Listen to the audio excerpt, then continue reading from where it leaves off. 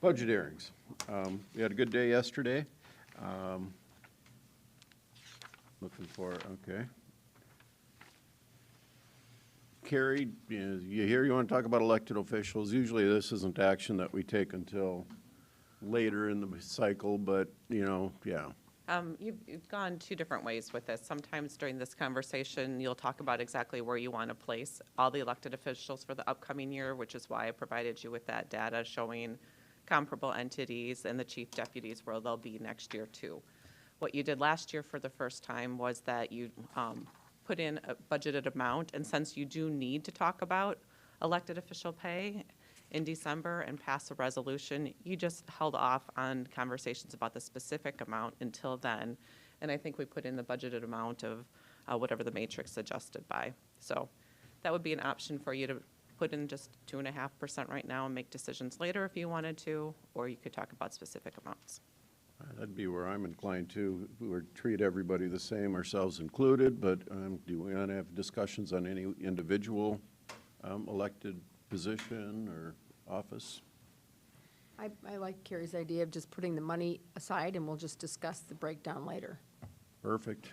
Any objection? Sounds good. That was easy. Thanks. All right. We've updated numbers. Morning again, Ben. It's Morning. revenue and expense adjustments. Yes. So start with the good stuff. So we tried to summarize this a little bit differently. So the what we provided you for a cash applied illustration for the general fund is a summary where we think we left off yesterday.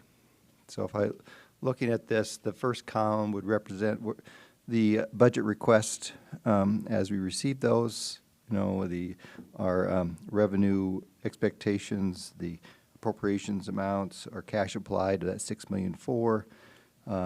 So we've had requests for 9 new positions plus one partially grant-funded position. That's the $776,000. We have FF&E of $608,000. The SAO software of $250,000. The outside agencies have requested just shy of $400,000 in increase in funding, and so that would lead to an increase a little over $2 million in appropriations. We'd add back our 5% holdback, so the new cash applied amount, and if we were to fund everything, would have been $8.5 million. That compares to our normal cash applied that we would spend would have been 5.8. Again, as we talked yesterday, that $858,000 we would spend out of our cash reserves. So that brought us to a total recommended cash applied of $6.6 million, which was about $1.8 million short. 6.6 or 6.9? He's going through the original budget request. I'm going on the left column. Oh, I'm sorry. Okay. So anyway, that left us a shortfall of $1.8 million, which with a cash applied ratio of 9.1%. So then after our conversations yesterday, we talked about some options for revenues and appropriations.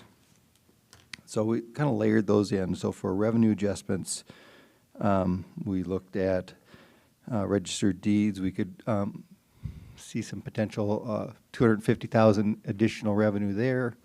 We talked about the public defender's grant funding for a position, getting us another $69,000.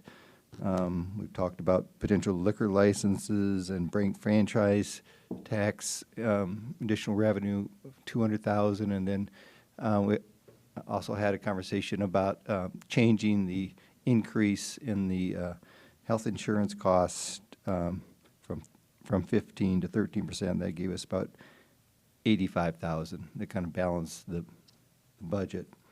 So then for appropriation adjustments, we looked, I think the conversation there was we would fund 4 additional positions, one being the appraiser and training, the other one being the public defender, 1 position, and then 2 deputy state's attorneys. That gave us that $358,000. And then we would layer in the additional 1% 1% matrix adjustment, so for another $375,000. Keeping the FF&E and the state's attorney software, pulling out the $100,000 in marketing expense that had been included in the budget, and then adjusting the court's budget down by $400,000, give us an additional $1 million in appropriations.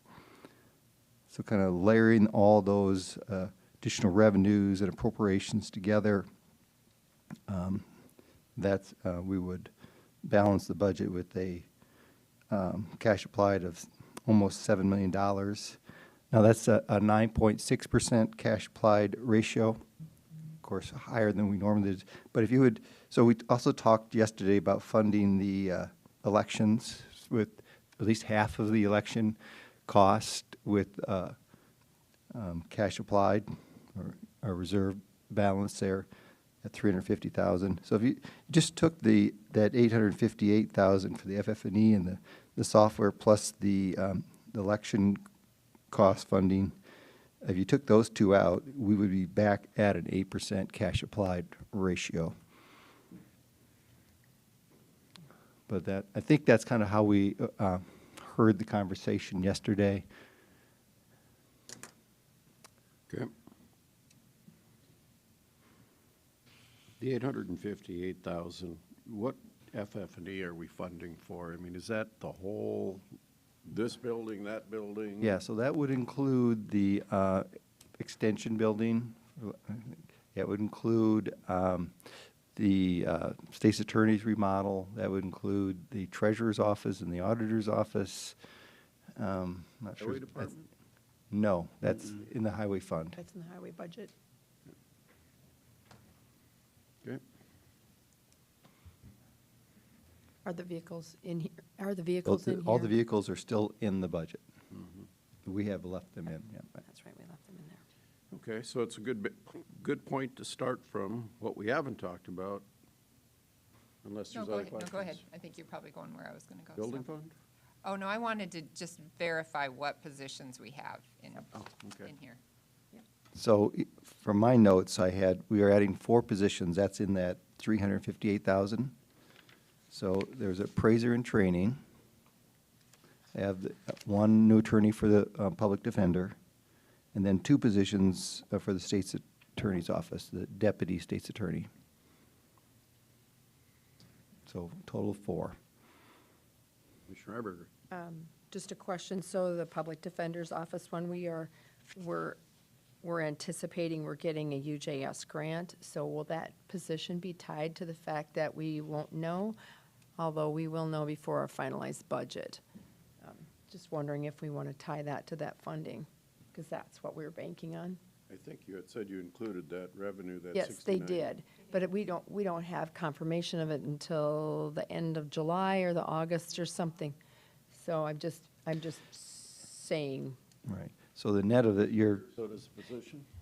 yeah, Maybe. that's what I'm just saying, is, Okay. are we there or are we not there? Because if the funding disappears, does the position disappear? Or do we wait and find out? I'd say we leave it in there. If things change, we change. Well, yeah, I wasn't going to take it out, I just raising the question. yeah, I think the net adds about, $30,000, right? Okay. Does that answer your question? Yep. Commissioner Bender? Yes, it does. Thank you. Other questions regarding the numbers that we're going to be talking about today? Mr. Chairman, I personally am not sure that we need the appraiser position, which includes an additional pickup truck. I mean, we're applying new technologies on a regular basis in that department, and it seems to me that we ought to be able to get more productivity with pictography and that kind of stuff. I think we're enforcing the building permits at a greater level than ever, but I don't think that's an existential problem to our county operation that needs to be have additional funding. Okay, and I would argue that by the time we fund this position and get it filled, it'll have been over 5 years since we have added anybody to that department. And in a county that's seen the growth that we've seen, and I do agree with you, technology, and I think, you know, as far as Chris Lilla and his use of it and conversion of everything has been quite good, but it still has its limitations. I'm still in favor of keeping the position, primarily as his liaison in the conversations I've had with him. We have not done a complete I don't know, inspection's the right word, of, or reassessment of properties the way that it should be done, at least every 5 years in 17 years. So that kind of gives you an idea. They've been making do with what they've had for quite a while, and he does have ambitious plans to get everybody equalized with the reinspection, reassessment of all properties, and it's going to require him to have an additional appraiser to get that done. So.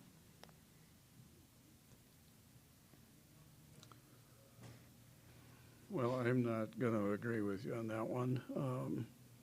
First of all, there's limitations on the revenue that's generated out of equalization by tax laws, either 3% or the growth. We had less contested equalization applicants this year than we've had in years.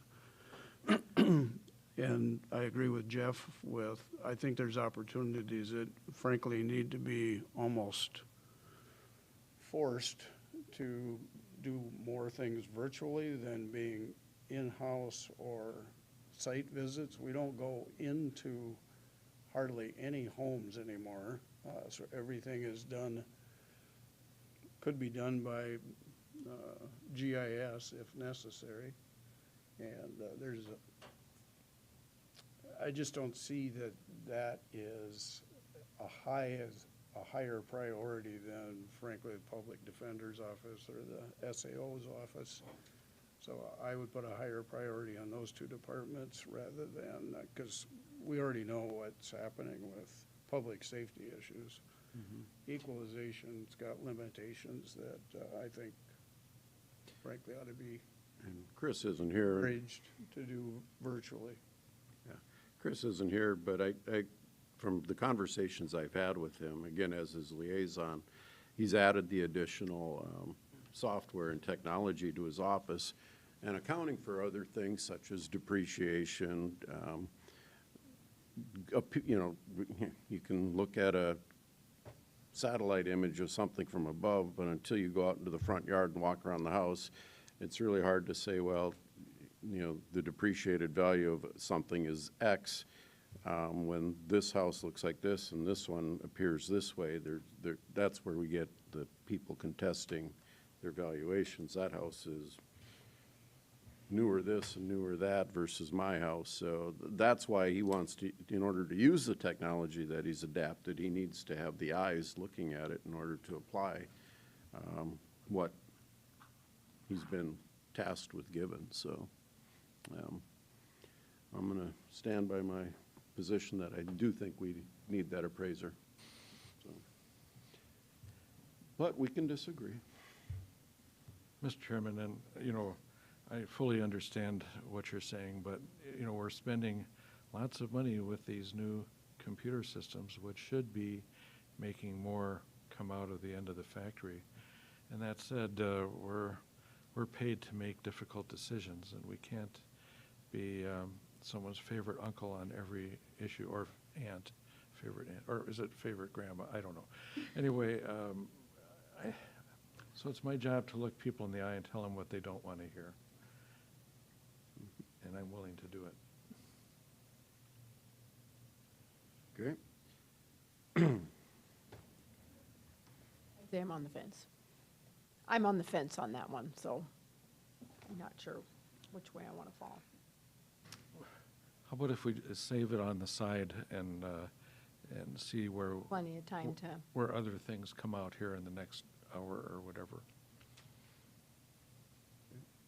Unless, Yeah, I I understand where equalization is coming from, and it has been a while since we have added position to that department. And I am the liaison for the state's attorney's office, and I know that they are feeling a lot of pressure from workload there. And so, you know, I'd be happy if we didn't fund that position and we moved that money into law enforcement. But I am glad that we got 2 positions into the state's attorney's office. And so I'd be open to visiting a little bit more with Chris offline and making a decision And upon again, that. I can't do his argument for him the way he can, so I would encourage all of you to probably talk to him. Mr. Chair, I think he might be on Zoom. He's on Zoom. Are you there, Chris?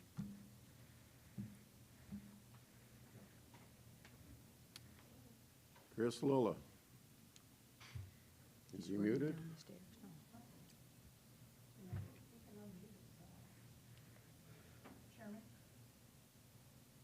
Dean? One option could be is if you wanted to leave it in there with an asterisk, and I'm making notes for our budget hearing on September 7th. If you wanted to review that there, I would just throw that out as one option for you. Okay. And does that include the vehicle purchase Well, for the vehicle 25? goes with the individual, so, yeah. Without the position, he wouldn't need the vehicle, so it So would. it's a total of 90,000.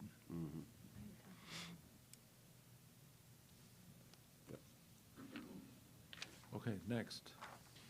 All righty, so asterisk that one, and I'd encourage some conversation, and we'll see where that goes. Okay. I guess what I would really like to point out here is that this budget we are working hard to balance it. We are not doing any additional opt-out money. We are working within the means that we've had, and the, 1.2%, or what was the CPI that we were getting? CPI of 1.2%. 1.2%, plus our growth. Yeah, 2.6, right? 2.6, so, yeah. So we are working to make this budget happen without any additional revenues coming forth, so. All righty. Other questions for the auditor? Okay. Yesterday, we did not talk about the building fund. Should we talk about the building fund?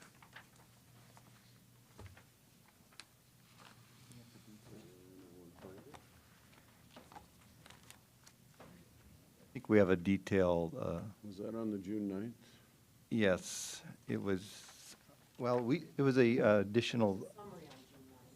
Was there? We added a, one page with.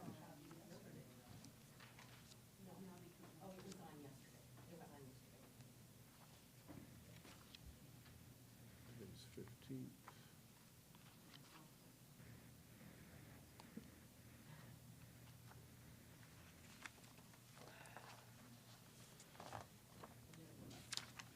Today's and yesterday's. So we have here, this is the kind of. Yesterday's. Yeah, the detail listing of all of the projects under the building fund. I would say that, other than we have a 3 million for, in here? Yeah, the 3 million for the remodel in the state's attorney's office. The rest of it is just kind of normal operating expense, right, to maintain the campus and all of our facilities. I think looks like we spend about, 3.5 million a year. This is probably even a little bit less than normal if you take out the 3 million. So I think it's just, I don't want to speak for Mark Krenz, but I think it looks like a kind of a normal operating budget. What happened with the money we got for the gravel pit? Has that just gone into general fund, or did that go into the building fund? No, I or- think we put that into the building fund, yeah. And we have other properties we'd like to get rid of, I believe. We've got the 904 building. Plus, we have our correctional facility on Russell Street. Is there some point where we might get some cash back on those things? Yeah, I think we're looking to be able to sell those as soon as we can. But Commissioner Barth brings up reminds me of a good point, right? We put $2 million into the building fund from the sale of the gravel pit, so it's effectively funding the majority of your remodel expenses. Chairman, I would just add too that the fire settlement is in this money, Okay. correct, Kim? Just short of $1 million. Okay. Those are the two. We have a building fund revenue. What is that annualized? About $4.5 million. Okay, so 4.5 million. How much of that goes to debt reduction, bond payments? What we have projected for next year is $1.4 million. If we, is the building fund summary? It was slide 7. Yep, slide 7. I knew it was in there somewhere, but thank you, Kim. We are projecting that we will use about 1.8 million in cash reserves in 2022. But again, we're basically just spending the proceeds from the gravel pit in doing that. And if we do the transfer that was discussed, moving available cash of 13.3 million from the general fund to the building fund, we would end 2022 with over 17 million in the building fund for future projects. Okay.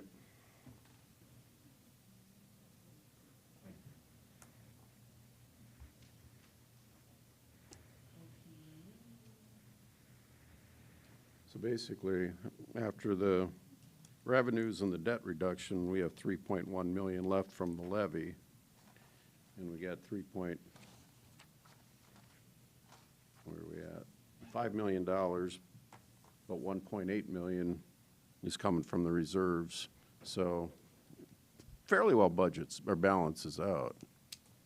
Trish is getting to that summary for the building fund Okay. right now.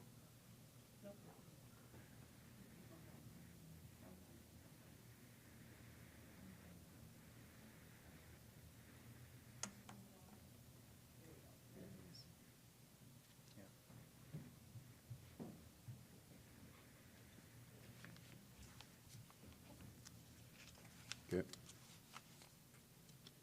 So the middle column, the requested budget shows our 4.6 million in revenues. And then if you scroll down, we've got 5 million in cash projects, which would include the admin building remodel.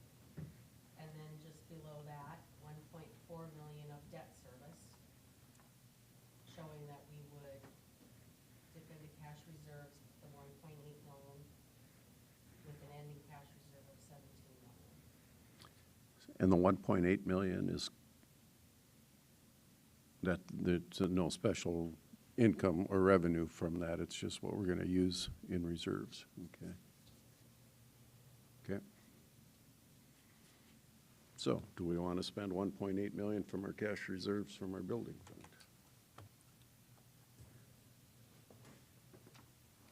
And the reason I asked the question is, we talked about, we did the $10 million bond for the highway, knowing that we got another potential for 10 million that we could bond for. Does that bond payments for just 10 million or up to 20 million factored into the expense? So the 10 million that we already issued is in there, and we also forecasted another $10 million bond issuance for 2020, end of this year, or into early year. So the bond payment on that second 10 million is also That's in correct. here that we, Yes. okay.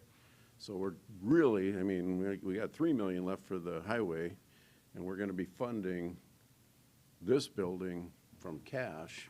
We're probably only gonna be we don't need to bond for an additional 10, we probably need. Yeah, it's going to be somewhere between 5 and 10. Just don't know what the number is. I think it's going to, I think we thought it would be at least 5 million more. But I'm not sure if it'll, depends. You could use your cash, maybe that's what you're implying? Instead of spending it from cash.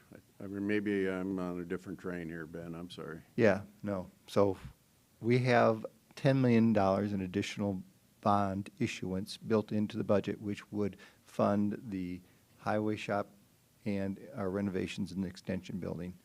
We don't know if we're going to need to issue a total or 10, right? It will probably be some amount less than that. It doesn't show an income, that extra 10 million coming in on your revenue side, does it? No, we have that in 2021. Oh, And that comes into the capital projects fund, not the building fund. The proceeds from the bond issue would flow to the capital projects fund, and that's where we pay all the construction costs. you guys get that? Okay. Ben, is it possible to do some cash flow projections on both of those forecasts, if you will, for buildings and capital, to kind of look at maybe eventually a policy on what the balances of those should be? Yeah, we could do some sort of analysis on that to make some recommendations. Yeah, Yeah. I think that it's important for us to keep track of cash balances to make sure that we have enough funding to meet our emergency needs or growth needs. Okay, so do you have a specific recommendation? Sure we are. I do, but I'll let you do it first. Okay, Otherwise, then I'd be doing it. I think there's got a percentage of reserves that we need to maintain, and it's gonna be based on some of the projects that we're looking at. okay. And, I can give you numbers, but I don't think that's fair to you either. Okay. All right. And since Kim's gonna retire someday, couple, 3 years after we let her. But anyway, Are you asking about the building fund Both. specifically? Because I think we could maybe take another look at that capital project, that projection that we did with the Yeah. financing and the Mm-hmm. cash availability. yep. But you're looking to get some recommendation on the level of funding that that should remain in that account. Okay, No different than the highway funds in the cash issues that we Okay. face with that group. all right. Yeah, And I also think that we ought to consider the projections of what we would frankly sell those 2 buildings we still own to increase those revenue sources. yeah, so, I mean, we did a similar exercise back in February, right? That kind of layered all those in, looking out into the future, so we can build off of that. Yep. I think, yeah, on track with you there, understand that, so, yeah. I think it paints a clearer picture. Of where we're at. Okay. All righty. So, discussion on on the building fund.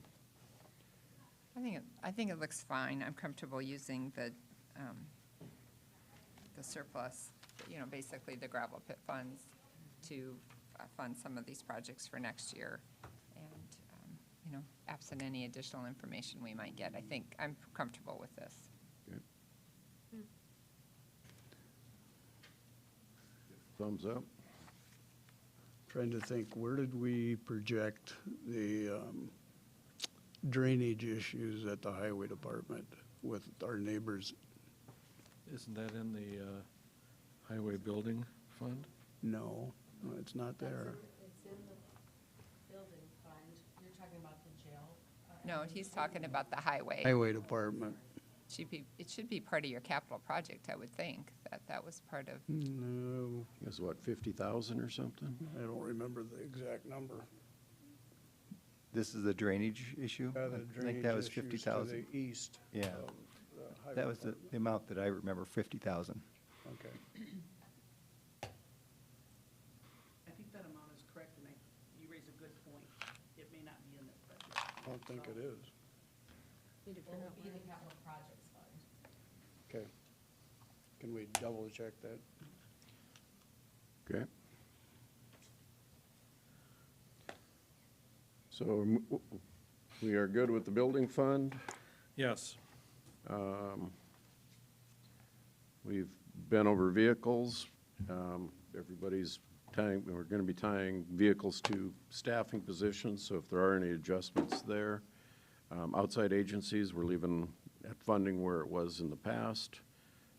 FF&E, we've had the discussion. State's Attorney's Office, talked about moving the money into basically a placeholder within IT, pending the outcome of the discussion, what's the best way to proceed with that software, internal or external. And then we have left the matrix adjustment at the 2.5%. Okay. Kind of went through it quick, but we've had discussions. Do we want to Is the reopen? 2.5% reflected there? I only see, It was reflected in that sheet that I gave out this morning. The Excuse me. final, the right one? Yeah. Yeah, The final budget? Yep. yeah. Now, I'm not sure if we meant to skip over D, staffing request. Do we need to discuss that one? Didn't we I do think it we all? kind of did. Yeah, Okay. we kind of did. Okay. I mean, if you want to peel that Band-Aid back again, looking at, back up. It kind of lump sum for the state's attorney's office as opposed to Yeah, the I think that's what we positions. did, is just gave them enough to. The notes say that we gave them the equivalent of 2 attorney positions. Yeah. Last week's HR slide, she had a summary of position growth for departments requesting new positions, and the public defender has grown by 30% since 2012. The state's attorney's office has grown by 65% since 2012. The treasurer's office by 10%, and equalization by 10% has been the growth from the areas that we're looking at now. Commissioner Bender. And I just note, when you talk about percentages, it's a little bit misleading. While the state's attorney's office has had a lot of growth, some of those, they're not all legal positions, they're not all attorneys. Some of it was required by Marcy's law. So a lot of them are positions that, for example, the PDO wouldn't have, investigators, victim witness assistants, and digital discovery technicians. Yep, they've grown by actually 11 attorneys out of the 25 positions total, so, yeah. At least from the notes I see, so, yeah. So, talking about staff again, we'll put that Band-Aid back on, unless there's other discussion. Okay. Okay, break's over.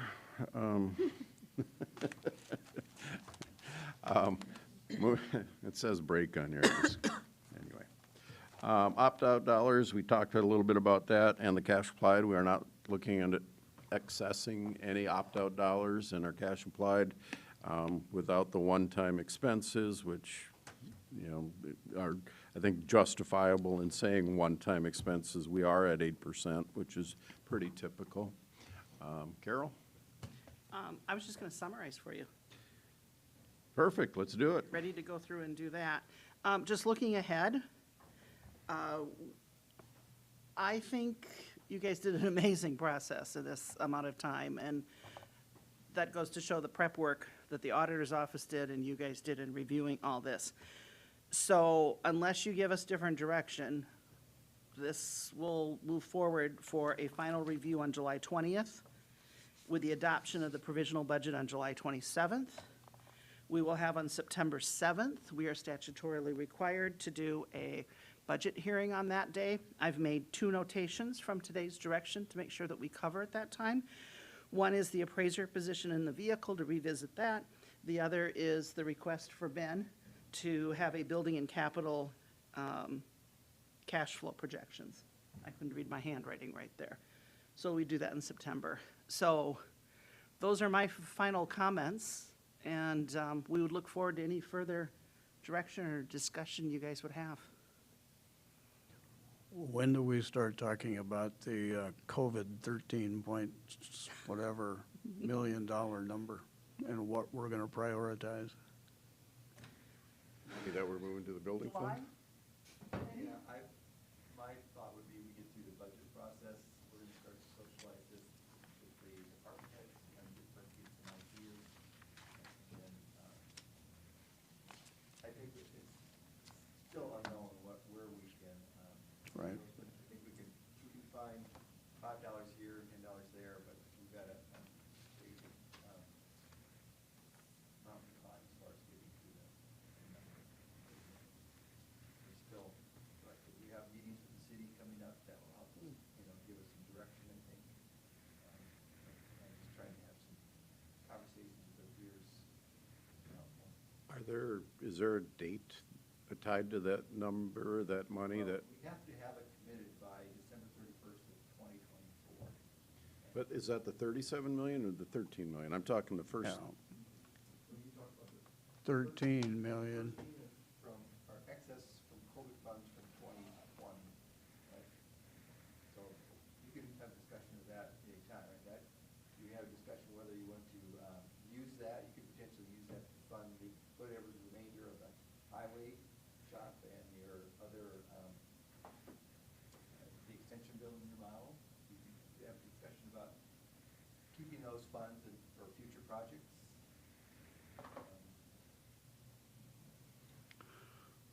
Okay. It could effectively change our budget a little bit based on how that would be used, frankly. And Absolutely. I don't really want to leave that too far down the road if we have one-time expenses that we could consider. Yeah. And I would just remind you, borrowing money now is still very cheap. Right. Probably 2%. It makes a lot of sense to borrow long-term money at this point. Yep. Mr. Chairman, I wonder if we could, years ago, the auditor's office looked at the budget after we made it and made additional recommendations. And I wonder if you guys would consider working on that again and deciding, even if it's nickel and diming, ways of economizing.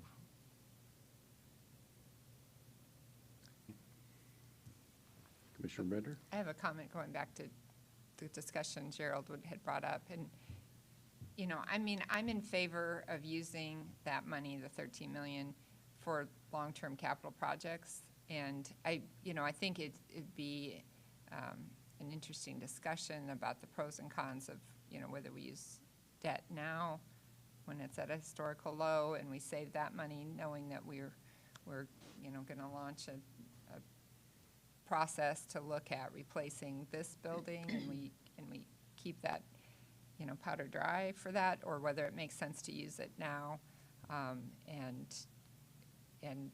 just borrow in the future. And it requires a bit of a crystal ball probably. And I don't know that we need to do that today, but just from my point of view, I think that it makes sense to keep that money and use it for capital projects when we know we have a lot of capital projects that we're doing right now and that we are committed to looking at and doing in the future, in the near-term future, 10, 12-year future.